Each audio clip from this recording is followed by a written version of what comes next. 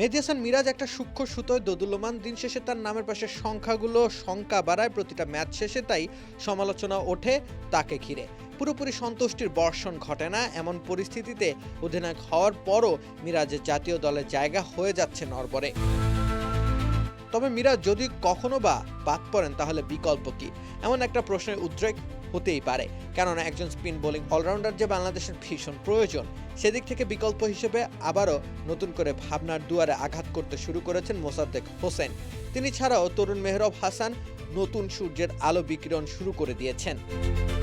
মাঝে মোসাদ্দেক ছিলেন না আলোচনায়, সন্দেহের বলি হয়ে খেলতে পারেনি বাংলাদেশ প্রিমিয়ার লিগও। এরপর অবশ্য তিনি বিসিএল ওয়ানডেতে ফিরেছিলেন। হোয়াইট প্লাস প্রো সেনসিটিভ স্কোয়ারে মাঠের বাইরেও তো আমরা এভাবে দেশপ্রেম দেখাতে পারি।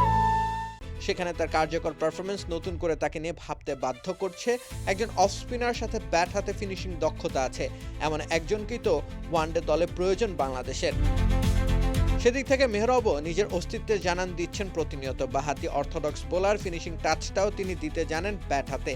তরুণ এই ক্রিকেটারকেও তাই রাখা যায় মেহেদী হাসান মিরাজের বিকল্প ভাবনায়। মেহরব এবং মোসাদ্দেক দুইজনই জাতীয় দলের আশেপাশেই রয়েছেন। মোসাদ্দেকের অভিজ্ঞতা বিবেচনায় তাকে শেষবারের মতো বাজিয়ে দেখার একটা প্রচেষ্টা হতে পারে যে কোনো সময়। অন্যদিকে মেহরবকে জাতীয় দলে অন্তর্ভুক্ত করা হলে তার পেছনে খানিকটা সময় ব্যয় করতে হবে। আন্তর্জাতিক ক্রিকেটের প্রবল চাপের মধ্যে তাকে গড়ে ওঠার সময় দিতে হবে, নতুবা তিনিও এক সম্ভাবনা নক্ষত্র থেকে ভূপাতিত হবেন স্বপ্নের মৃত্যুর সাথে সাথে। অতএব মিরাজের স্বস্তি ক্রমশ কমছে।